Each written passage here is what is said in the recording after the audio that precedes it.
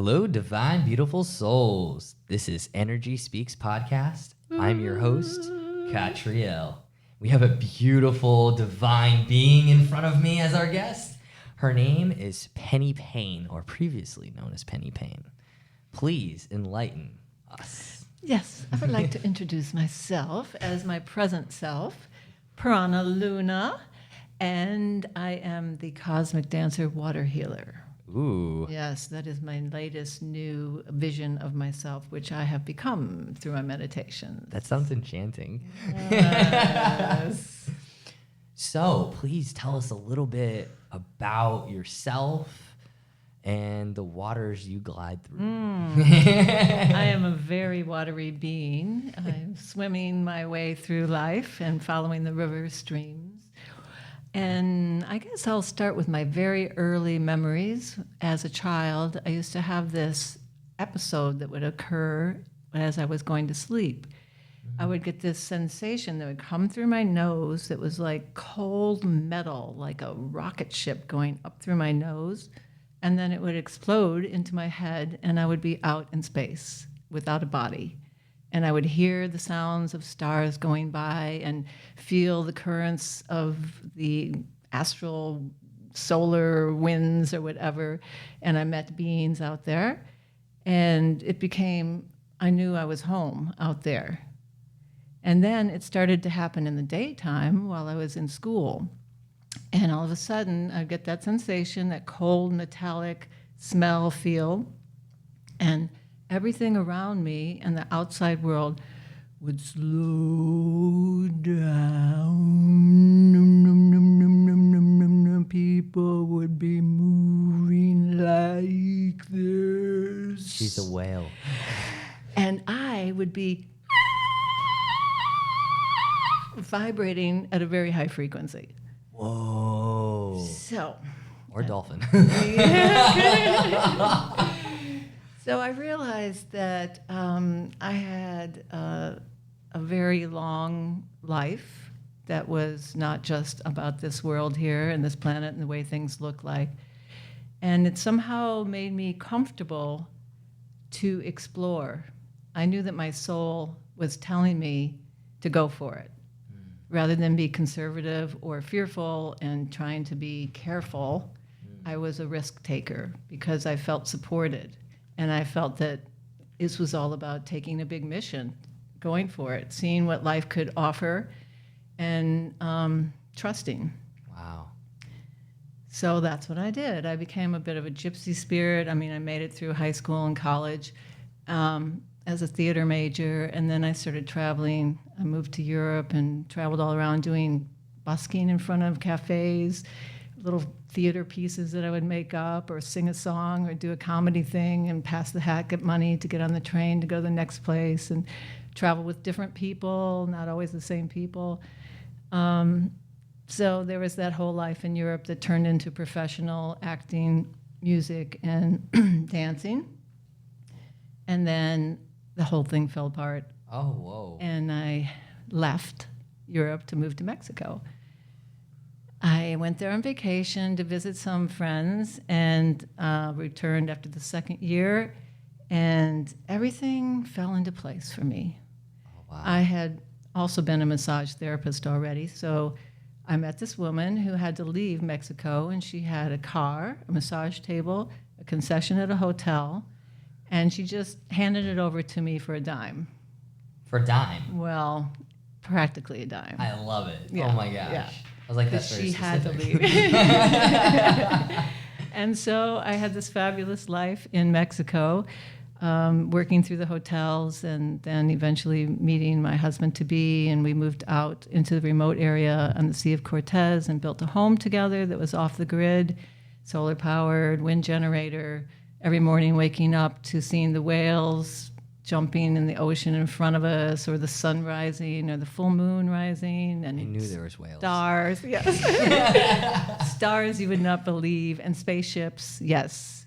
Whoa. I definitely saw some unidentified flying objects out there. Yes. Oh my gosh! And this is where in Mexico? Baja, Mexico. Oh wow. South of California. Wow. Yeah, this is breaking up and shifting from side to side, so I hope that it's working out on the podcast. Sounds okay to you? It sounds okay to me. Well, that's good. I love looking at you across the way here and seeing your laughing face. You're just such a delight. You are so it's so cool when I get to have guests on my show and I don't know much about them. Yes. Because, it's revealed at that point, like their whole life story, or at least, a snapshot of it. And wow, you got so much, and I just know you from, pretty much meditations and the sunship, and it's only a little tiny bit of what, it makes a part of you, Yes, it's been an amazing journey, and the really hard times, the disastrous falling apart, risk losing people, having bad health issues, car accidents, losing my home, and many hardships have been like gifts in the end. And that's really my philosophy, is that when something happens to you, I love to look at what is the lesson to be given here? What is the gift of this horrible thing that's happened? It's horrible. It's breaking me apart. My heart is broken open. But where is the gift? What do I get to see that I didn't see before? And what is my part in this? What is it in me that brought this experience to me? And therefore, I don't fall into feeling like a victim. And my heart doesn't scar over. Like when your heart's broken open, you get to choose. I'm going to stay open. I'm going to feel the compassion. I'm going to take the risk to just love more. Or you can close off and let your heart scar and get smaller and through the pain and feel like a victim. And it seems to me that those are the choices you can make. So by just looking at every opportunity, everything that happens as a gift really helps you move and evolve further. That is some very amazing wise words, words of wisdom here. You have such an elder presence in our community, and I thank you. It's just the elder of the water. Water healer, yes. Okay, please tell me more about your about the connection with water. Oh my God. Well, I love studying physics and science and religion and spirituality, and knowing that our embryonic fluid that we are born into is just one molecule different from sea salt water. It's from seawater. Wow. That everything is about the seawater. We are born into it. We have it in our body. It's in everything in this life on the earth. And so we need to honor it. We have to recognize that water is what we should cherish and love and show gratitude at all times. And I like to visualize it as pristine and primordial, running free down mountains, over minerals, picking up gold and silver as it moves, and picking up roots of pieces of the earth and air, and being so potent, like the most potent element that we are in. And we have it's right within us. We can always turn into it and feel it. And if you've ever seen the movie that's out now on Netflix called The Secret of Water, it's a beautiful movie. It has Masaru Emoto is a Japanese photographer that's famous for taking photographs. He freezes water. Yes, him, yes. Yes, and then he shows the photographs of the crystalline formations that the water makes in different modes. So he did experiments like he has some water with a group of people standing around, and they're all holding hands and resonant and loving each other and just in really open-hearted conditions. He takes a picture of the frozen water, and it's this most beautiful snowflake crystalline formation, absolutely symmetrically perfect. Wow. Then he puts the water in the group of people that are arguing and mad at each other and yelling through each other. Whoa. And the water frozen is chaotic, broken shards, not symmetrical. Wow. So water is that influenceable, that sensitive.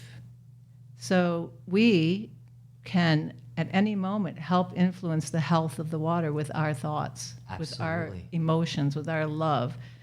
So I've been putting that out on my Facebook page with pictures of water and asking everybody to join in and help by taking whatever time they can think of it when they take a drink of water, just to take a moment and really feel the love, gratitude, and beauty of water.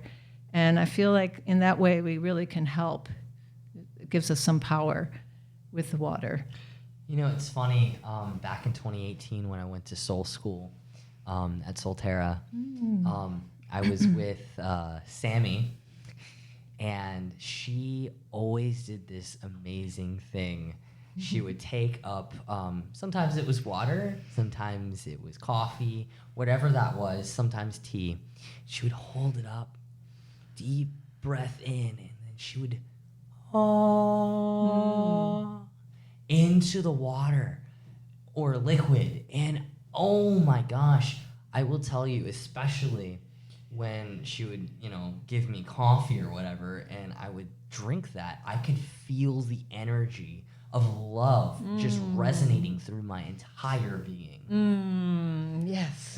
Yes, it's so real. I love Samantha Gray. That's who you're speaking of. Yes. She's just a precious, beautiful being, and I've had the pleasure of working with her. We had healing circles at my house and on Indian Rocks Beach, her with her bowls and toning together, and she's just precious. She's an angel sent from She above. She is. She really is. We just love her. Samantha, we're thinking of you. Yes, I hope you feel this. Yeah, I'm sure she will. It was so funny. She came over to assist my mom, with some energy stuff. And my mom, I've never seen my mom go out. Like, she was just in such a peaceful, blissful state. And then she asked me, like, right after, she's like, when she was, did she do those sounds? Did she have a singing bowl? And I said, that was her. That was just her toning. And she's like, whoa. The angels have arrived. Right? Yes. Oh, man. Beautiful. I'm sure she'll be on the show soon. Yes. But with water, something that blew my mind away, I was tuning into this, and then I saw the movie Frozen, which I thought was absolutely hilarious because it confirmed something for me. And of course, it was in a child's movie. Why not? Heart of a child. There's memory. Yes. In water. Yes. And also when we stand near bodies of water, we can connect with other beings. Like even, someone who's across the world or, wherever. And it's like a way of communication through certain vibrations. Yes. In Egypt, I just recently saw a documentary that talked about not just the pyramids, but there's these obelisks in an area around some of the pyramid. Tall, thin tower structure that has, is it 4 sides or 5 sides? I forget. It's just a tall, pointed object, very tall. And they discovered that in those, underneath those, there were like channels that went back to the pyramids that were filled with water.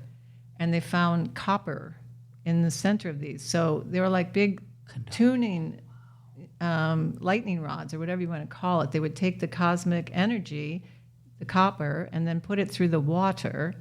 And possibly that was how they powered whatever, their spaceships or something in the pyramids so. That's wild. I don't know. And water is so conducive.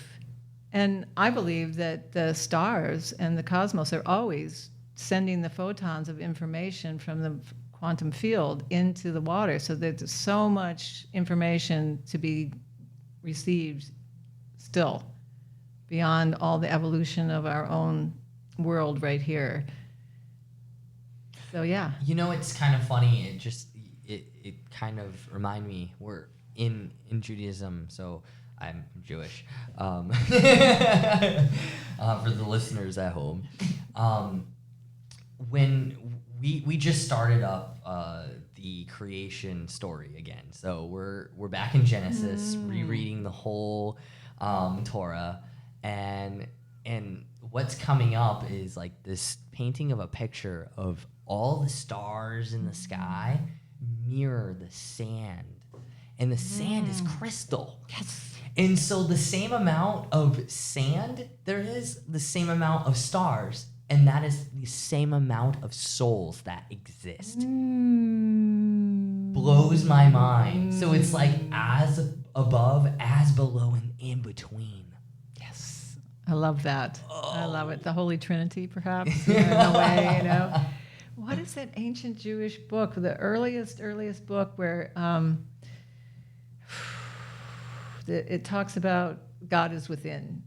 It's called, I heard about it in a Greg Braden documentary on Gaia. So I'm not going to be able to remember the name, so I better not try to follow this story. But anyway, Hey, never mind. if you remember or if you can send me something, that would be amazing. Yeah, I would love to look deeper into that. Like I'm seeing pathways, you know, like it's an amazing high science Judaism. Are you talking about the Zohar I think in regards to the Kabbalah? Yes. Okay, because that's what I was tuning into, and I was It's like wondering. symbolic language. It's not the modern language yet. So are you talking like symbols? Yeah. Oh, I'm not really sure then, because the Zohar was like all about Kabbalah, and that's like Jewish mysticism. Yes. And so that wasn't written down until like, I don't know. I'm really bad with dates, but I think it was like 1200s. But you know, there's a lot of things were just specifically written down during that time. But I feel like you're referencing something even It earlier. was sort of like an early alphabet. Oh, the Paleo Hebrew. That's not what it was called in this. I'll have to get back to you about Yeah. that. I don't want to say anything that's not Yeah. correct, but Yeah, no, I get that. Wow, like there's just so much. You know what I've noticed in regards to the Cancer energy, your Cancer sign, right? yes. Is how there is a connection with water and lineages and history and the ancient mysteries. And it's so fascinating because I have a Cancer moon, and so like I have that, like, except I tune in emotionally. Perfect. Going through all of that, like going into past lives, and it's so interesting to even feel into my lineage. Yes. Have you ever had like experience with that? I have. I've, as far as seeing past lives of myself, maybe more than following my family's lineage, just my own personal soul journeys have been shown to me in different places. Oh, wow. Yeah.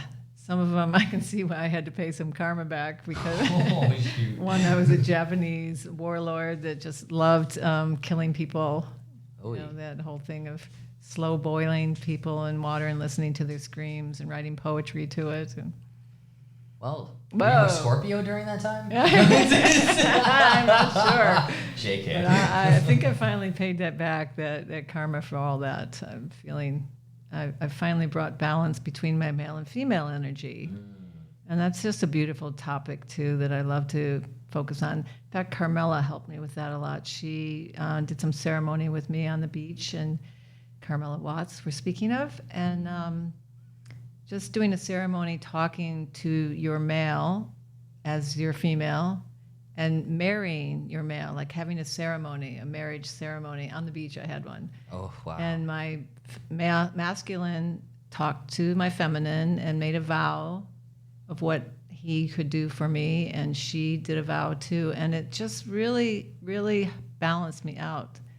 Now when I'm overtired and I'm just pushing through, my male part will say, no, honey, you need to rest.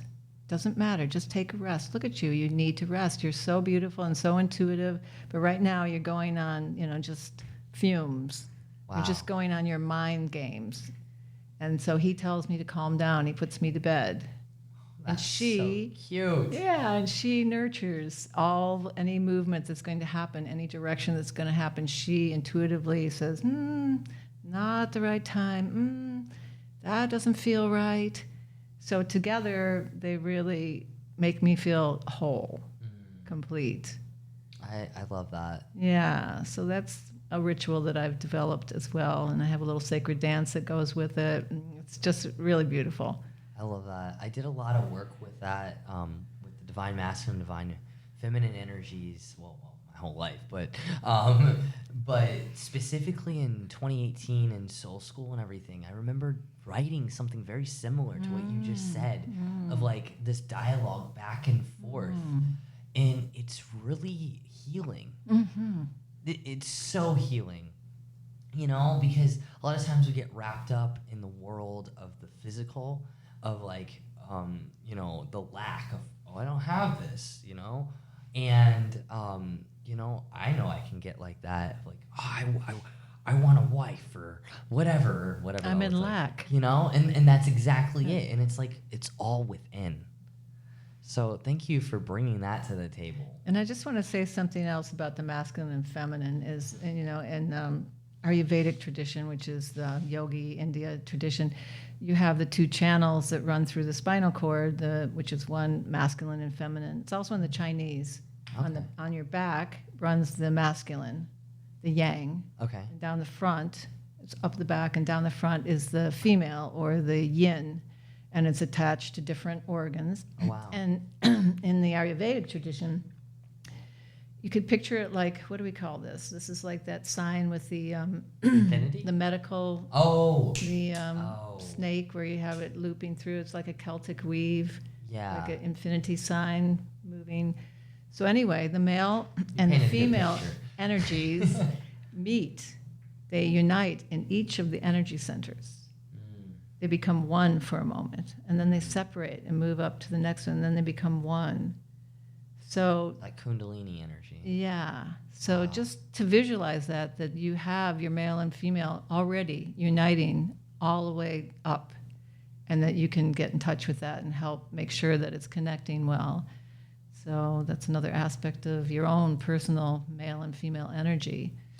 You know, I had a ceremony on myself with a meditation about that, but it was through the Kabbalah tree of life. And it was so interesting because I went through all the different levels in marrying myself with these divine masculine and divine feminine energies. It was so complex, but so freaking cool to observe. I love it. Like, oh my gosh. Life is magic, isn't it? It's really so is. magical. And if we can relax and be children about it, and wonderment, and not fear. Yeah. Because when you're in fear, you're in survival mode. Yep. And survival mode is the beta brainwave, which is very fast firing and chaotic. It's not connecting well. The circuitry is not following through very well. It's going jump, bump, bonk, looking here, looking there, and looping the same thoughts over and over, you know, trying to figure out your solution, and then, you know, The how that plan goes. B. Yeah. Beta. Beta, plan B, Wow. there you go. So when we dropped out of beta and go down to alpha, which is the inspiration, that's the oh, what a great idea. Oh, where did that come from? You know, that magical, like Einstein talks about, 99% you're thinking, and then there's that moment of inspiration when you're not thinking. It's that same space. Wow. So I don't know exactly what I was trying to say there about inspiration and dropping into the heart. Yeah. Okay, so the heart is the first thing that's created in an embryo. The heart is the first. Really? And that there's more circuitry going from the heart to the brain than from the brain to the heart. So the heart is the master. Wow. The heart sees the whole picture, feels the whole picture. So I remember when I first started meditating, my husband had died, and I was really in distress, and I was alone, remotely living, and every time I really couldn't handle it anymore, I would just call out to the universe, crying, please show me, help me. I need to feel connected. I need to know that I'm okay. And then something miraculous would happen. So one day, I have this outdoor living area under a palapa, which is a thatched roof, looking out in the ocean, and I'm there just howling, crying, feeling alone. And this man walks up my pathway from the beach into my open space. Without saying a word, he looks at me really deeply in my eyes, and I trusted him immediately, and I looked deeply in his eyes, and he sat with me, and he went through all the emotions that I was feeling. First was the despair and grief and hurt and anger and stoicism until laughter. And he went with me on each one of those emotions, in his face, in his essence. I could feel it. We cried together until we laughed together.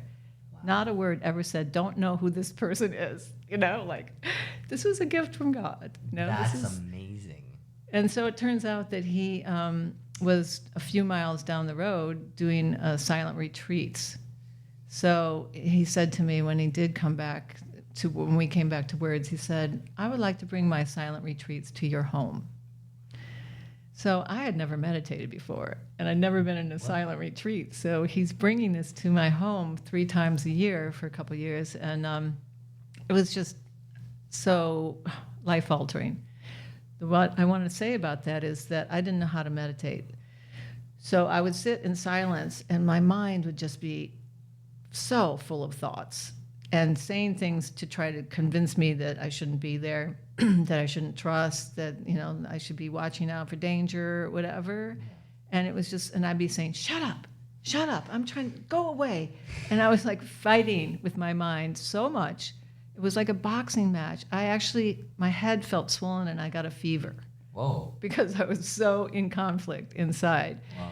And so the teacher took me aside and said, you know what? You have to treat your mind like a beautiful little 2-year-old. Oh. You know, this beautiful child that has all this potential, and it just needs to be told that it's okay. Come with me.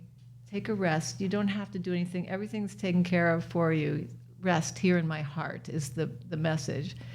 So I learned that I could quiet my mind and let it come sit in my heart and just rest and be embraced.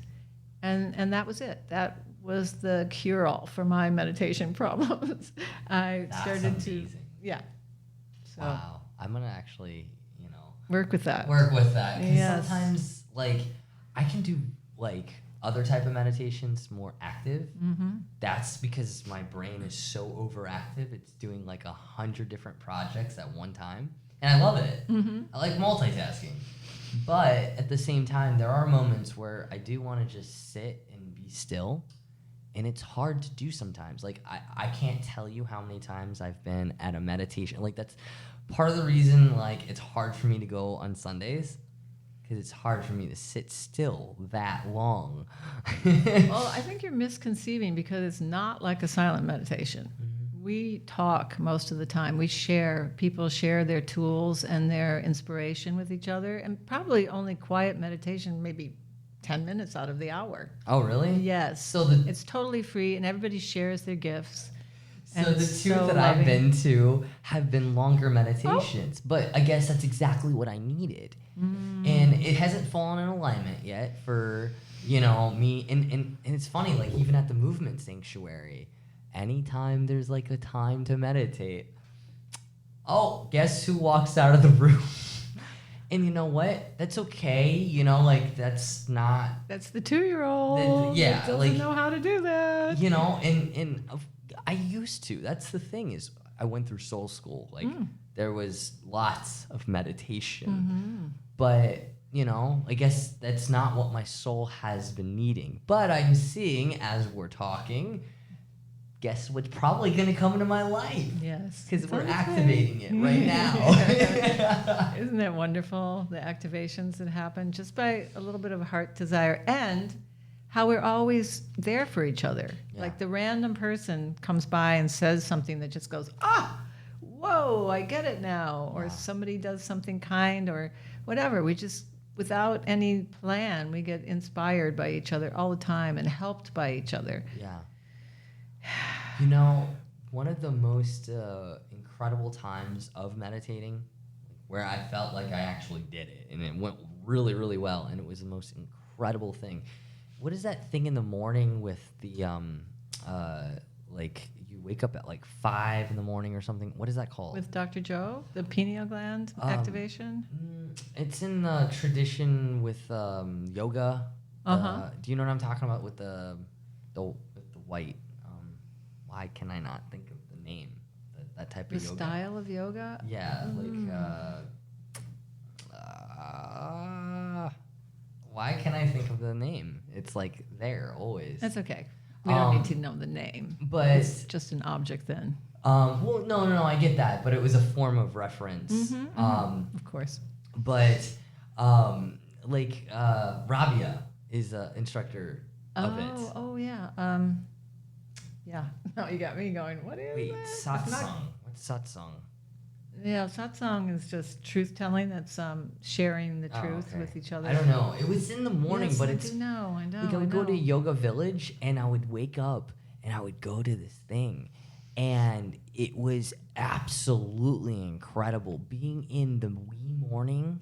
You know, oh my goodness, it blew me away. So maybe I just gave myself an idea of something I need to do is actually wake up. Well, that's what I've been doing because I've been, I don't want to say a devotee, but I've been following Dr. Joe Dispenza. And he is a scientist, a quantum scientist, and he brings scientists to the week-long retreats where you meditate hours a day, walking, lying down, oh, wow. all kinds of meditations with really incredible music that is so strong, the frequency, that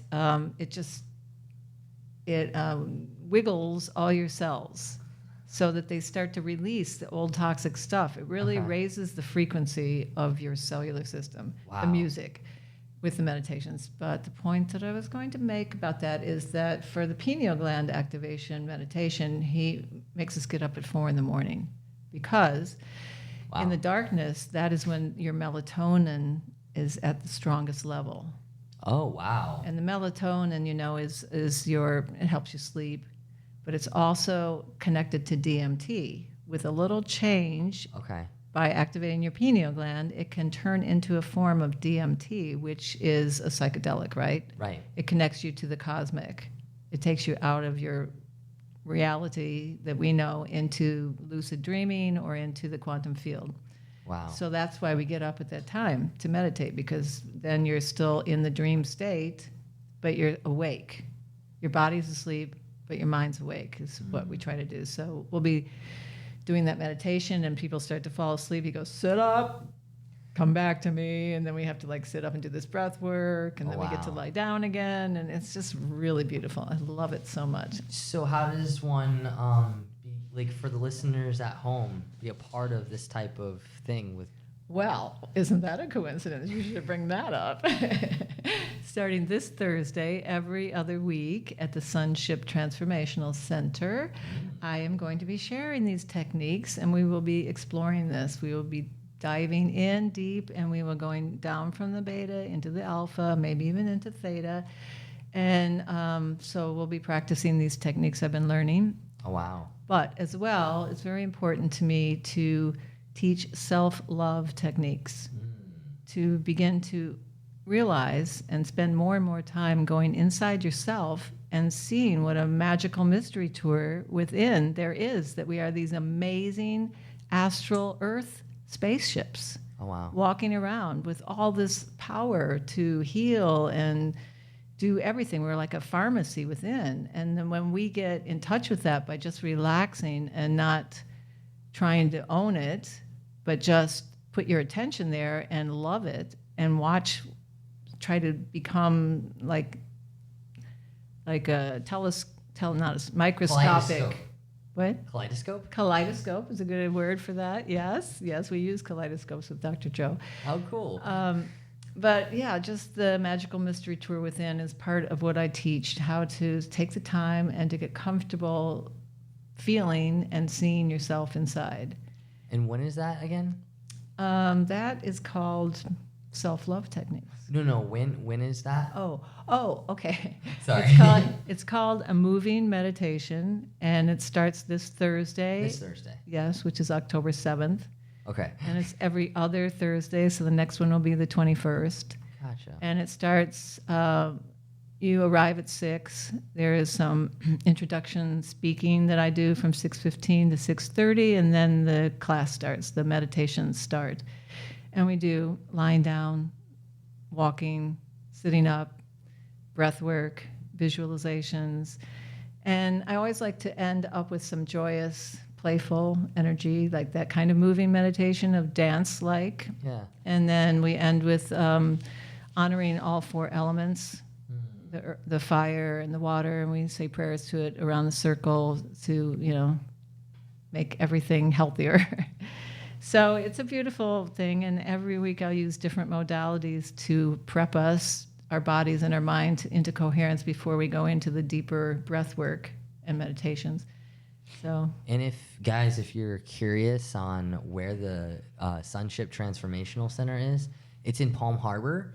And if you go on to Facebook, you can look up the Sunship Transformation Center, and it will have all of the events, and you can find her event and many others.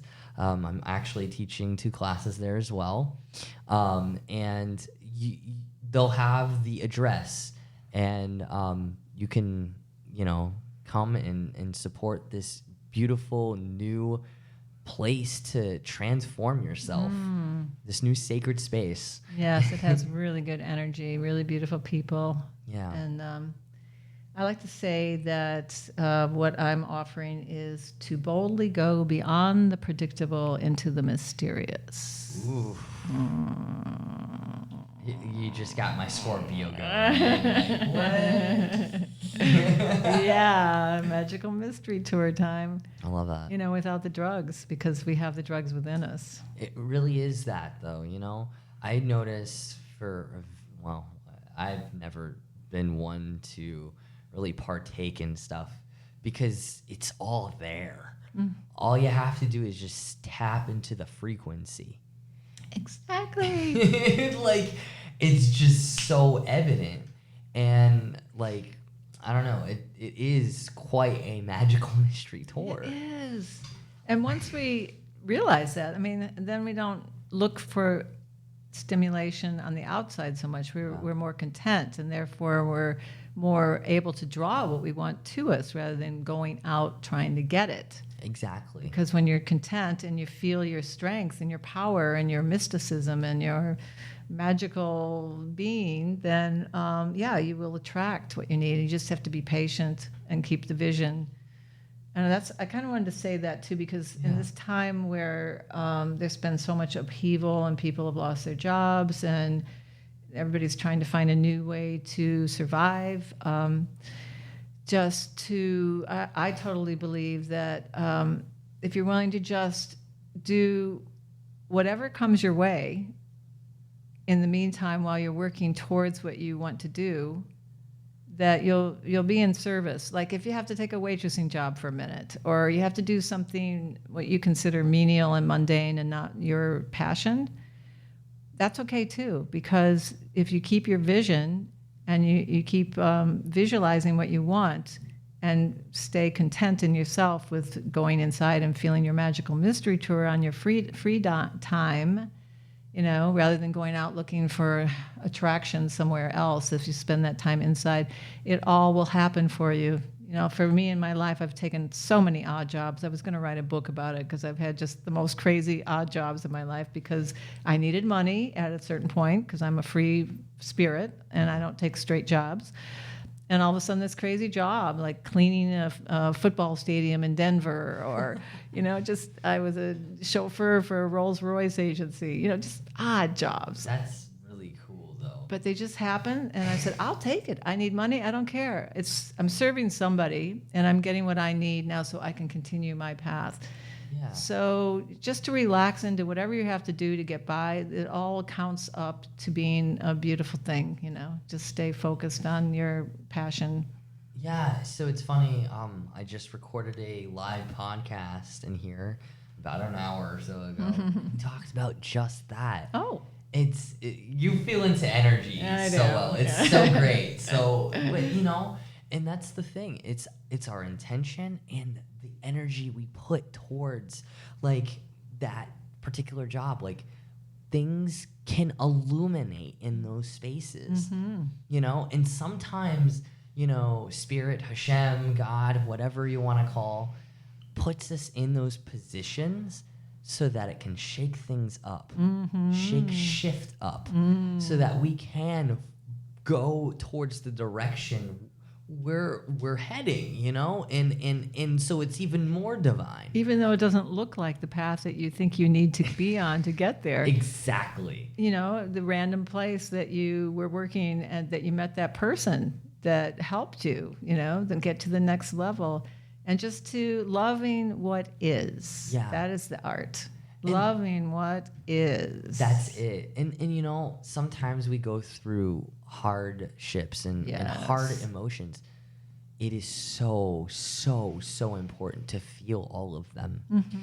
Don't suppress them, because all of those emotions are there, rewiring yourself. And that's when you feel gratitude, when you get to those spaces, and then it transforms you. Yes. Oof. Yes. I used to say in the dark night of my soul, when I was really in despair and just so, I didn't know what to do. And I would feel like the waves were just big waves, because I live by the ocean and there were big waves. And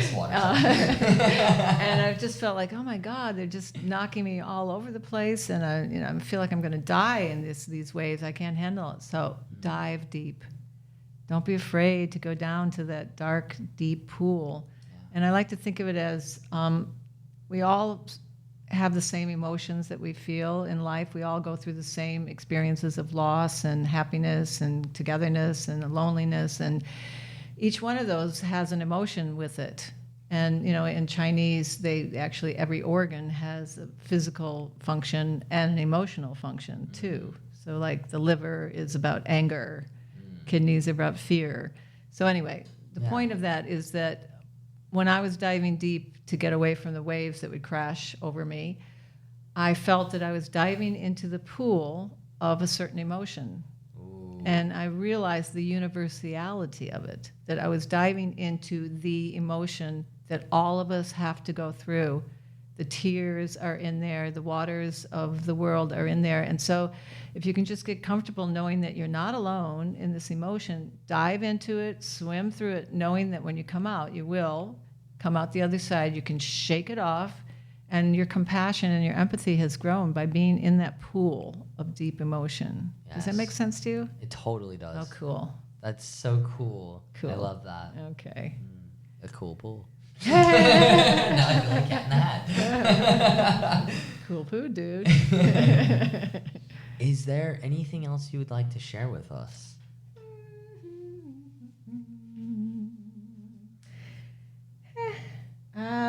Well, maybe just one more thing. Absolutely. So we talked about, raising our frequency of our cellular system by vibrating with breath work. And with that comes, this is kind of maybe a little, I'll try to keep it short. We have the subconscious and the conscious, and it sort of lies right below in your rib cage. There's like this sort of a wall there that happens, and the deep breath, the deep gut feelings are things that you experience like up until the age of 6, 7 years old, before you had the analytical skills to put it into a compartment in your brain where you can therefore now look at it and make sense out of it. Interesting. Before that, all that stuff just goes straight down without filtering, without any sort of context, into your essence, into your tissues, into your cellular system.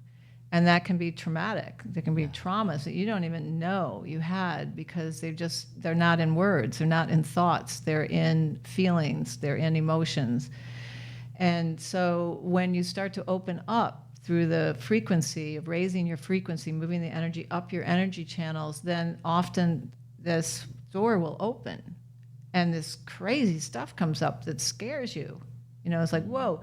So it's just about knowing that you can trust this process. It's just releasing that the darkness is wanting to reach up to the light, and the light is bubbling up from the depths. So I don't know why I'm saying this, but it's in just to not have fear when you have to go through really scary shit, you know, like just know that you're going to make it through to the other side just by having faith and knowing that it's a process that we all go through and it's scientific. That's so interesting. Especially the space that you spoke about. This week, I started getting these really weird sensations. It was like so here's my ribs, right? But right here. And it didn't feel like a bad feeling or anything like that as interpreting, you know what I mean? It just was very weird. And it was like a basketball kept going like right in that little space. And I was like, what is going on? I just observed it all week. Any insight from that area? Yeah, and the central channel breathing, that would be your solar plexus, right? Which has to do with your motor, your drive to create things, you know, to personalize the direction you're going with a vision and the power of your own engine. So to me, I would interpret that as like, wow, something wants to really start happening now. You know, the power is going like, okay, we got the fuel, we've got the rocket fuel. And now you just, you know, sort of get out of the way, open up, start central channel breathing. It's amazing stuff. Okay. And I teach that. It's real simple. You can walk around with that all day. You know, once you learn it, it just keeps the channel open so that that little thing doesn't have to vibrate and be in one place. It's just going to go, woo, free you up, and then you're going to get some great idea. And, you know, that's how I interpret that. So it's funny. That's kind of how I interpreted it too. And I was going over, so I've been kind of like going through my Torah portion this week and everything, and looking at what my soul mission is based off of that specific text. And I was looking at the Haftorah portion, which is after the Torah, and it was talking about this fuel based off of like the oil. And I was like mind blown today, but I didn't make the connection with this yet. And I've been getting so much creative energy coming through, but I also, when I was biking and having this sensation, I literally got intuitively, you need to open this channel up wider because something huge is coming through. Yes. I would love to learn this central channel breathing. Yes, it's quite simple, and it'll probably be in my first class. So if you can come Thursday, and if you can't make it Thursday, I'll make sure that when you do come, we'll do it. Okay. I have every Thursday a Havruta study. Oh, and so I'm like, that's why I couldn't teach at that time on that day, because Harmony also asked me on a Thursday, and then I was like, I can only do Wednesdays. I wanted the Wednesday, but I took the Thursday. Now I know why. Sorry. Well, I will give you a personal lesson then. Oh my goodness, that would be so amazing. Because really, truly, I've had such a blessed life, and really all I want to do is give. And this is such an incredible time. I mean, we really all need to step up to our higher power and be strong, you know, spaceships, astral spaceships, because this is an opportunity to break through and have a whole new paradigm. And so I just want to share that. I just want to help people raise their frequency so we can all raise our frequency together. Yes, thank you. And I would suggest Heart Math Institute has really beautiful tips. They've been monitoring the frequencies of the planet through different times. Like during COVID, there was a global meditation around the world, timed so it would be the same time, you know, different time in each country, but it was at the same time universally. Yeah. And they were monitoring the Earth's frequency. And when everybody did that meditation, it just went into this beautiful, harmonic, smooth vibration of a higher degree. So, did you see Heart Math? Heart Math Institute in California. I'm looking this up tonight. Yeah, it's sweet. And they have a lot of, you know, for very cheap, you can say how much you can pay for subscription, and then they have all these little tools. But anyway, I wanted to say that they've been, so they do brain scans. They work with Dr. Joe at his retreats. They're brain scanning people from the beginning of meditation of the week to the end. Wow. And the changes are so dramatic. And they're also measuring the heart magnetic field, and you can see it expanding. So at these Dr. Joe retreats, there are 1,000 people there. Wow. In this huge building for a week, meditating together with the idea and the intention of raising the frequency of all of us together. And you see it. I've had really beautiful visuals, not dreams, because it's alive, of us rising together. I can just see the frequency shifting until we're all in this beautiful frequency. And they're measuring it. So it's shown in science that we raised into a common frequency. It doesn't matter. They're testing like advanced meditators, novices, and even like the husband who came along with the wife who's staying at the hotel and sitting by the swimming pool with Mai Tais. Even his frequency is raised by just being in the presence of all those that are doing it. So there's so much we can do together now. So powerful. Energy speaks. That's a very beautiful closing note. Yeah, right. Well, thank you so much. We're both holding our hearts. I wish you could see it. We're smiling with our eyes. And we're smiling at all of you who are listening, because we're all one. And we're all going to raise our frequency together. Yes. Om Shanti Shanti Om.